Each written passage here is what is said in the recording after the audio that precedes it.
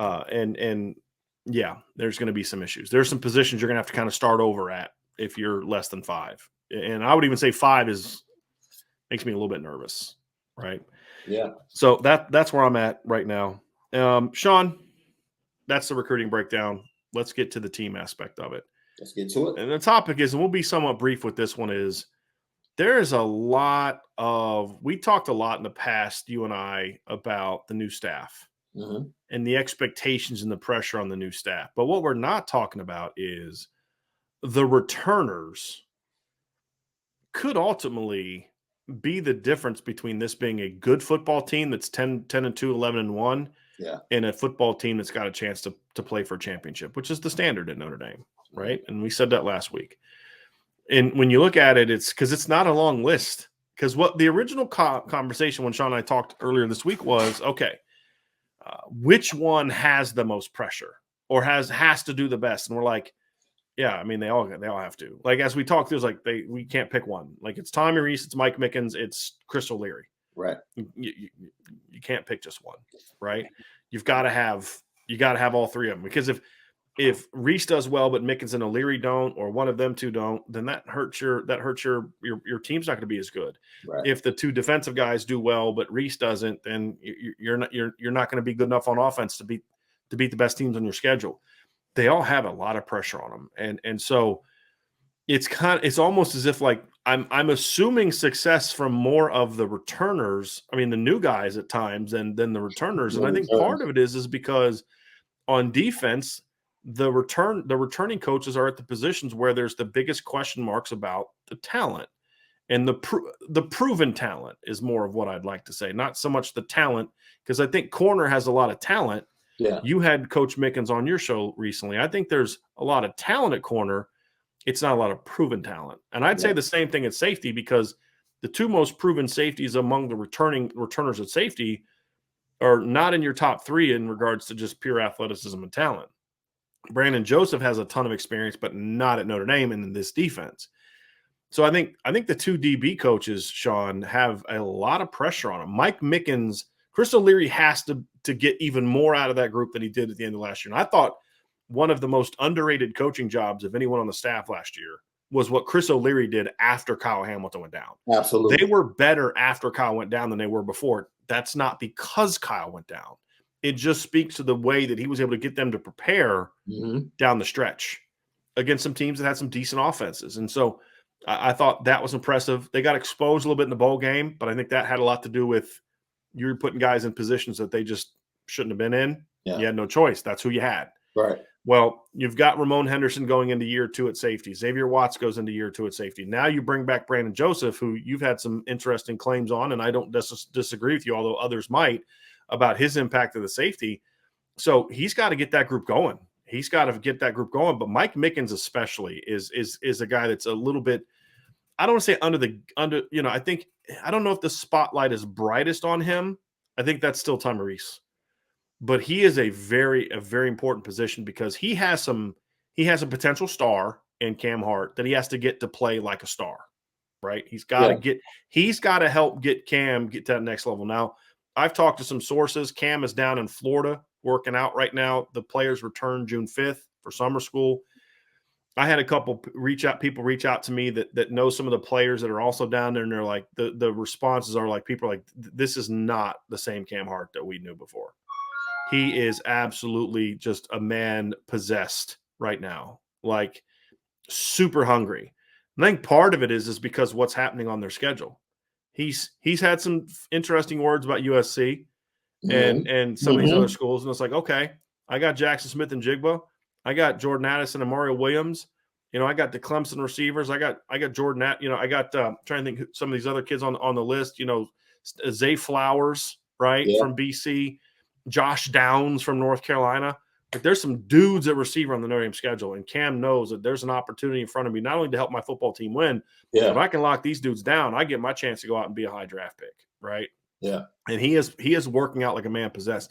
Now, Coach Mick's got to take him to that next level. But the bigger task is, because even if Cam just kind of is a slightly better version of himself from last year, it's still a pretty darn good football player. Right. The next question is, can he get Tariq Bracy to solidify himself in the slot And can he get one to two of those younger players to step up and to force themselves onto the field? Talking to a source the other day, Sean, it was the problem with the reason they didn't put in Barnes and Riley and those guys last year was they just weren't able to consistently execute. Right. They would show flashes, but when you play this schedule that Notre Dame played, especially when the margin for error was so thin because you lost to Cincinnati early, it's like we can't afford to give up that big play because there wasn't a lot of confidence in the offense that they could go out and outscore people, which after the first month of the season, I understand that. You barely beat Florida State, you barely beat Toledo. Right. You didn't exactly blow Purdue out of off the field. Wisconsin game was far more competitive than the final score dictated. And, so it's like Virginia Tech was super close. You lost to Cincinnati. It's like we can't afford to put a young kid on there and he's going to make 7 or 8 straight really good plays and then blow a coverage and give up a touchdown. Yeah. Right? Like you just can't do it. Well, that consistency got better. Philip Riley got better this spring in the slot. Ryan Barnes from everyone I've talked to, had a great spring. Yeah. Great spring. So to me, the key is Ryan Barnes is the key, in my opinion, because Ryan Barnes stepping up and emerging this summer and into the fall accomplishes 3 very important things. Number 1, it gives you incredible length at corner. Number 2, it allows you to use Clarence Lewis as more of a part of a rotation that can play boundary, can play field, can play some nickel. You can if you can play Clarence Lewis for 30 to 35 fewer snaps a game, because he had to be on the field all the time last year. Right. Then you can then protect him better. Now he becomes better. And it takes the pressure off the freshmen, Jaden Mickey and Benjamin Morrison. To now, if they play, it's because they're just too good to keep off the field, as opposed to we got to play them because these guys aren't panning out. Yeah. So if Benjamin Morrison and Chance Tucker's, another kid along with Philip Riley that's really coming along, I think Ryan Barnes is the key. But if it's not him, if it's Philip Riley breaks out, if it's Chance Tucker breaks out, the bigger picture is one of those sophomores has to step up and prove himself. And if they do, then that it has the same, it accomplishes the same objective. The reason I bring up Ryan Barnes is because, number 1, I just think he's the best of that group. That's a personal thing. And number 2, from everybody I've talked to, Sean, and I think you've heard similar things, Ryan's the one that is ahead of the game when it comes to the younger players. Yeah. And Jaden Mickey's going to play, but if he doesn't have to play, then you can be more selective with how you use him, which makes him more effective. Maybe you play him more in the slot instead of outside, where he rotates in with Tariq Bracy. Maybe he plays some more boundary or some field, depending on how you're going to use those guys.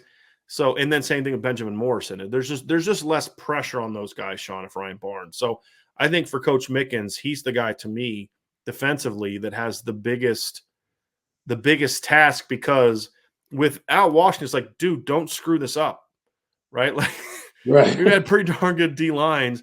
We're handing you some studs, a couple potential All-Americans. Don't mess this thing up, right? Yeah. Hey, Al Golden, we've had this defense rolling for a few years now.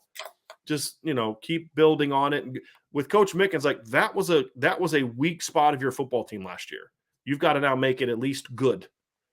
That's, to me, the biggest test, in my opinion, of all the first-year coaches. He has to make the biggest jump from where it was to what it is. I'm confident he's going to do it, but now he needs to go out there and get it done. So let me get this right. Harry Heaston is not a returning coach, right? No, he does not count, right? Doesn't count. You could call it that, but he doesn't count. So he's new. He replaces what was there.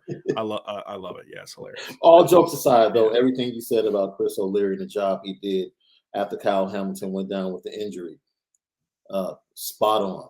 And what you said about Coach Mickens, once again, spot on.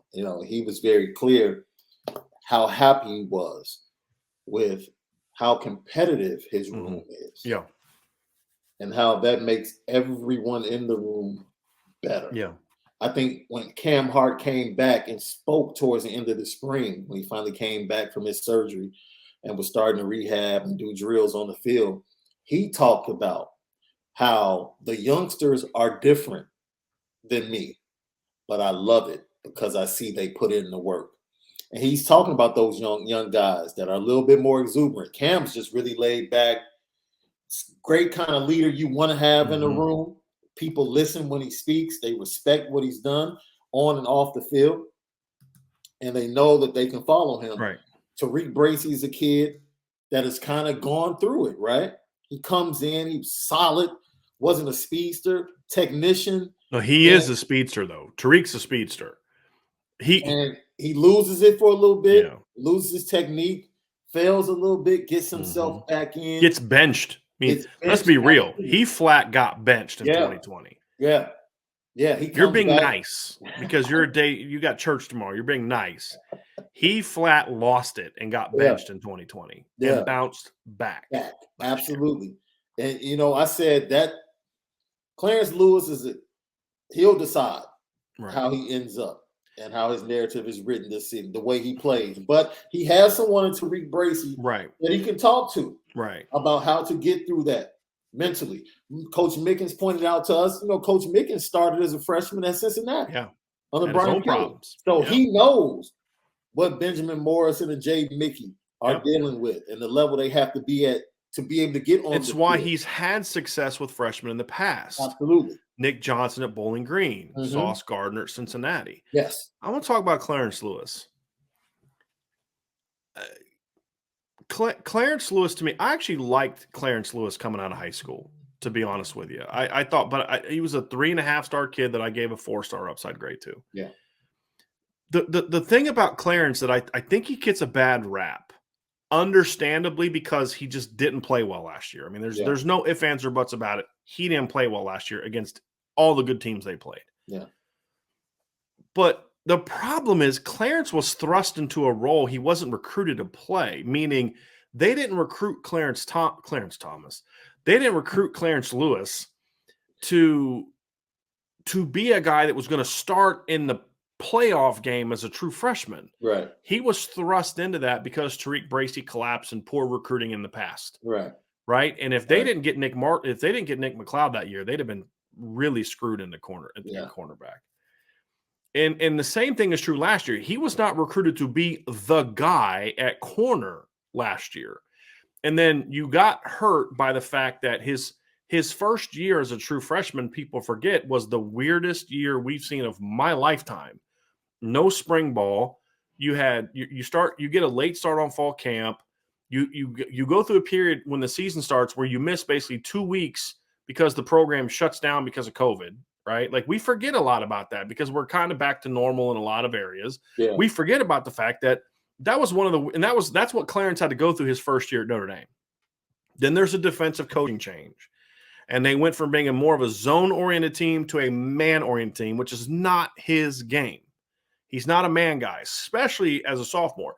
He was thrust into a role that he wasn't prepared for. And he's now entering this phase of his career that I thought he'd start to emerge. And so how he bounces back mentally is going to be key because I think he's getting bigger. He's stronger. He's a little bit quicker than he was in the fall. I thought athletically he looked better in the spring than he did, which is kind of what we thought would happen. I thought he was a guy that needed time to develop. And so the struggles that he's had, if he mentally bounces back, I think are going to benefit him. But this is when we expected Clarence Lewis to start to emerge, now. Yeah. And had Notre Dame's recruiting at corner not been a mess beforehand, and they not lost all those kids in 2017, they had Thomas Graham was a silent commit. They had Paulson Adebo committed. They had Elijah Hicks committed, who ended up going to Cal. They lost kids that, kids didn't develop, all this other kind of stuff to where he's thrust into the lineup. If Clarence Lewis was allowed to kind of sit out as a freshman, be a special teams rotation corner last year, our impression of him going into this year would be different based on the spring he had because he had a good spring. Right. The positive is from everything I've been told from my sources, and I know Coach Mickens has talked about this, Coach Freeman's talked about this, it sounds like Clarence has not allowed his struggles last year to mentally affect him at all. If anything, it's kind of ticked him off and made him hungry, which is what you want to see. that tells me we don't know if Clarence has the athleticism to play corner at a high level at a place like Notre Dame. Yeah. We're going to find that out this year. Yeah. But what he has shown me this offseason, Sean, is he's got the mindset to be a cornerback at this level. Yeah. And that's a great place to start. The one thing that's my take on it. The one thing, and I fully believe that Coach Mickens and his entire room will be able to improve upon their performance last year, which wasn't, I can't deem it as bad. Right. But I will. I think that you can. Yeah. I think from a number standpoint, they were asked to do certain things, and I don't think they were equipped to do I don't disagree with that, but the fact is the results were not good. Oh, the results are not good. No, right. That's what I'm saying is bad. Yeah. We can talk about all the reasons why. And I just I agree with what you're saying, Sean. But I'm just saying what I'm referring to when I say bad is the result, the end result. Yeah. Whatever the circumstances were, the end result was not good. Bowl game was bad. Right. Cincinnati was bad. Cincinnati was bad. No. And if Wisconsin had a quarterback that could complete a pass beyond 10 yards, that would have been bad because he got smoked a couple times that game too. Absolutely.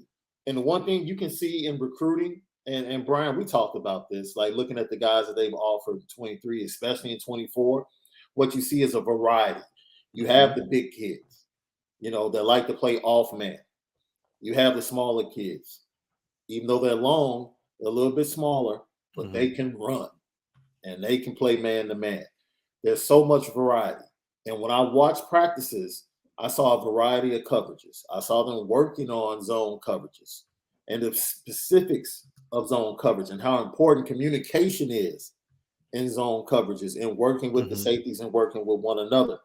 Everything that they've been working on, I think you're going to see the fruits of their labor come to fruition during the season. I really do. And I think the depth that is there that maybe they didn't have last year because of the inconsistency of the younger guys, they're more consistent. Even on the back end with the safeties, with Xavier Watts.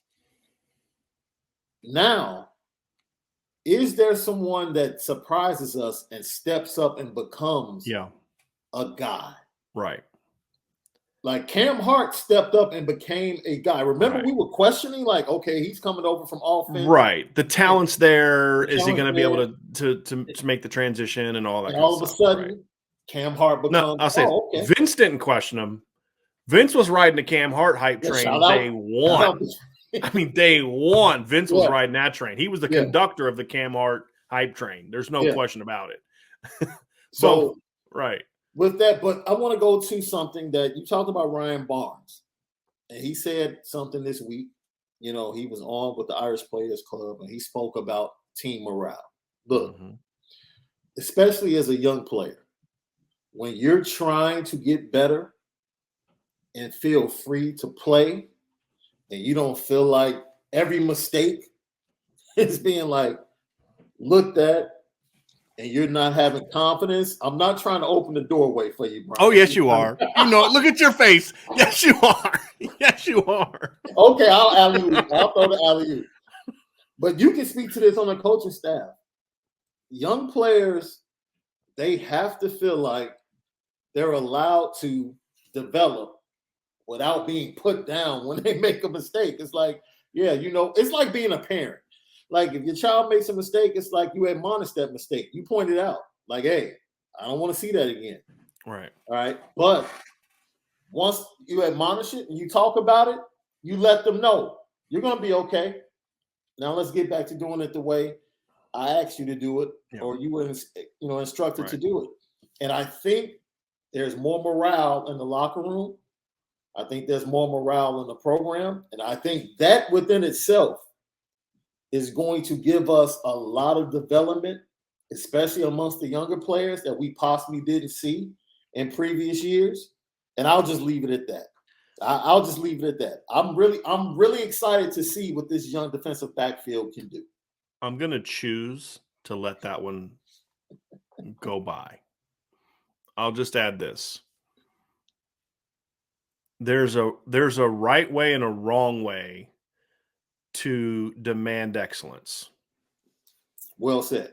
I think the program now is in a position of, with the leadership of Marcus Freeman and Al Golden and Mike Mickens and Al Washington and Chris O'Leary, where the standard is going to be just as great, if not higher than it was. Yeah. But the manner in which it is taught and enforced and reinforced is going to be completely different. Yeah. And that's where there's the change in culture. I think there's this misconception that Marcus Freeman as a player's coach means when a guy makes a mistake, he walks up and he hugs him and says, "Don't worry, it's going to be okay." Nah. Trust me, that ain't it. But there's a level of trust that exists now, top to bottom, that I don't think existed before. No. And I'll leave it at that. And that creates a much better learning environment. And I'm what you just said, I'll give you a great example from the blue and gold game. Mm-hmm. Early in the game, this will go to how one play could probably change someone's entire day. There was a key third down early in the blue and gold game. Drew Pine throws an out route to Deion Cozy. And it's tight coverage. But Drew Pine puts it in between defenders. And Deion Cozy goes up in the air, just doesn't come down. Right? This is 2 series later. There's a break. And Deion, it's the change of the quarter. And they're switching sides. And Deion is running down the field. And you see Freeman jogging. He says, "Deion." And Cozy turns to him and says, "Hey, I got to have that from you. We got to have that." And it's amazing how that third down conversion could have possibly led to a positive drive, a successful drive, could have gotten Drew into a nice lather, a good rhythm early in the game, and could have changed like the entire performance of the day. And it's like, yo, he's letting Deion Cozy know, no, that's not good enough. Right. No, we expect more from you. Right. Like when that pass, the fade route in the end zone, you couldn't get your feet down, like you came down with the catch, but we need you. We need 6. You matter. Right. You are an important part of this offense, and you have to be able to make that play. And so that's what you're talking about, being able to build up guys, but at the same time admonishing like, yo, that is not good enough. That's not what we expect. The standard is going to be high. It's how they go about getting there. It's going to be the change. And that's all I'm going to say on that subject. I did want to address one more thing regarding Clarence Thomas is Clarence Lewis. Clarence Lewis. Should have watched that documentary last weekend. I keep saying Clarence Thomas. Clarence Lewis. Yeah. Well, yeah, we have to understand is I expect, and I can't get too much into this, otherwise I'm going to get in trouble. We're not going to see the same coverage structure this year that we saw last year, which is going to better fit Clarence Lewis's skill set and Ryan Barnes' skill set too. So that's one thing I think we're going to see a little bit differently this year. I don't think we're going to see Clarence Lewis being put on an island all game playing man coverage like he did last year when he was getting in trouble. Yeah. That's all I'm going to say. And I think that's going to help Clarence as better as well. It's going to help Clarence as well. Offensively, I mean, Sean, we're going to have a whole show on this later, but obviously the task for Tommy Rees is very, very clear. Your job is to make this a championship caliber offense. Marcus Freeman is giving Tommy Rees a lot of freedom to say, okay, you want to build the offense this way? Have at it, Hoss. Here's my expectations. We're going to do this. We're going to do this. We're going to do this, right? Like, so you wouldn't turn the ball over a bunch. But it's general expectations, right? Right. Other than that, have at it, Hoss, and get her done, you know? And so he's allowed Tommy Rees to emerge as the face of the offense, which was never the case before. I don't care whether it was Chip Long, whether it was Mike Denbrock, whether it was, Coach Martin, whether it was the first guy whose name I don't even want to say today because I'm in a good mood, the first OC that Notre Dame had, whether it's, Junior, Mike Sanford Jr., doesn't matter who it's been. And then Tommy recently, the face of the offense was always Brian Kelly. Right. Now Marcus Freeman is allowing Tommy Rees to emerge into that spotlight and say, you're now the face of the offense. You set the tone, you set the agenda, you do what you feel this needs to be done. But the expectation is that your offense is going to be as good, if not better, than the defense. That's your objective. That's your goal. We got to be able to say we can go win a championship because of our offense. And then, of course, the task to Al Golden is you got to get it to where we can go win a championship because of the defense. But that's Tommy's objective. And I'm digging it, right? I mean, he's got the staff. There's no more blaming the failures. I think Tommy Rees designed and called games really well last year. The execution just wasn't there a lot of the time. And now, some of that falls on him because, his role as OC, you've got to be able, but when you can't block people and you can't get off the line and you can't catch and gets tight coverage, there's not a whole lot in your tool belt as a coach that you can go to. And we stand on that hill, right? Like there was nothing else to do in the Fiesta Bowl. Right.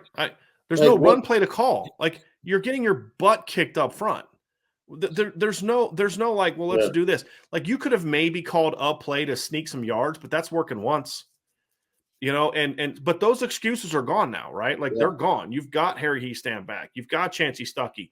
You lost one of the better running back coaches in the business and upgraded this offseason, in my opinion.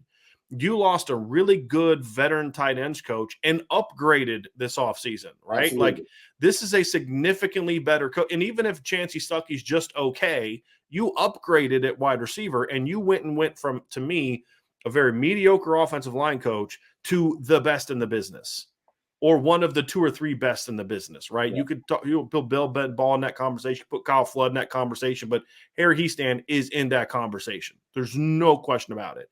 And if you don't believe me, try listening to one of the offensive line clinics this summer when they have all the best offensive line coaches get together, do like clinics and stuff. You'll hear Harry Hiestand's name mentioned by 10 or 12 different coaches about his influence on them. He's one of the best in the business. There's no more excuses. And I don't think Tommy Rees is looking for any. I think this is what he's wanted. Yeah. Now it's time to say put up or shut up. And I'm looking forward to it because I really think he's going to get this offense rolling. I'm excited about it. But I'm just setting the stage for what the reality is. Whatever we think will or won't happen, the reality is the expectation is that Tommy Rees needs to get this offense going. Yeah. No more Brian Kelly holding it back. It's now up to you to go show that you are one of the best minds in the game. I don't care about the 29 years old or 30 or what. That's not an excuse anymore either. You're going into year 3 as an OC. It's time to go show that you are one of the best minds in the game. And I'm looking forward to seeing it. But that's the expectation. That's the standard, right, Sean? And not just do it to where you hung up a 60 spot on UNLV, which only scores 17 in Columbus, and then you're like, hey, we're averaging 38 points a game or whatever like that, right? I mean, that's not it, right? Yeah. You got to be able to go score in Columbus. You got to score against Clemson. You got to be able to score against BYU. You don't have to score 50 a game against those teams, but you got to be able to go out there and put points on the board to a level that allows you to go out there and win those football games. That's the expectation. So there's a lot there's a lot of expectations and a lot of pressure on the returning coaches. And Mike Mickens has a lot of it. He's the guy that has to me, the greatest pressure on him on defense. Tommy Rees clearly is that guy on offense. He's got to be able to bring all those new faces together, get them working cohesively. That's on him. Like the staff working cohesively, that's not on Marcus Freeman. That's on the OC. Yeah. And he's got to be able to do that, right? And if they can get that rolling, man, then I'm looking forward to it. I think it's going to be fun. Everything you just pointed out, the production of the offense, you have weapons. Mm-hmm. You asked for Harry Hiestand, you got him. Uh-huh. You asked for Chancey Stuckey, you got him. Mm-hmm. You got everything. Turned down some experienced, really good football coaches to get him. Absolutely. Yeah. So now you have everything. You have all the ingredients. And you just went out and got one of the best running back coaches in the business. Has got a Super Bowl ring. Absolutely. So this meal you prepare this year better be pretty darn good. That's right. We're giving you everything you need. The only thing they got him that he didn't maybe necessarily want was the tight ends coach. Right. A guy who was an offensive coordinator at Power 5 school a year ago. Right. Because he's tight with Marcus. Right. That's not an excuse because that's a good football coach. That's a real good football coach. The second thing to look at, and I really just thought about this as you were talking. I'm going to watch how the quarterback situation is handled. Mm-hmm. Like everybody's going to watch how Tyler Buckner plays. Mm-hmm. I want to watch how the quarterback situation between Tyler Buckner and Drew Pine is handled by Tommy Rees. That's what I'm watching. Sean? And you know exactly What I'm pointing to, without pointing to it. I am not touching that one today. Okay. Here's what I'm going to ask that you'll do while I'm setting up the table for the next topic. Okay. I want you to put, if you can, put a link to your guys' show with Malik that you and I were talking about last night. Can you link that in there so people can listen to that? Sure. Because for all the people that have questioned me for what I've been saying about the quarterback development and coaching and why it's been a problem, where it's never been a talent problem, it's always been a head coach problem. Listen to the show that Sean and Malik had yesterday. So if you could put that link in the box below, I would really appreciate that. Sure.